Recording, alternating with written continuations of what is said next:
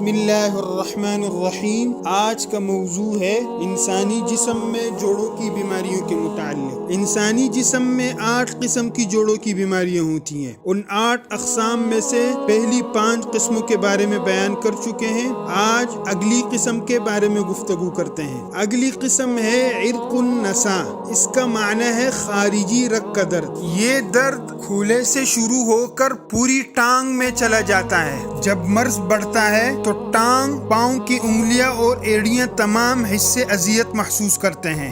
یہ درد ہر وقت محسوس ہوتا رہتا ہے، لیکن اس درد کی لہریں کسی وقت بھی شدید ہو جاتی ہیں۔ کبھی رات کو انتہائی درد ہوتا ہے۔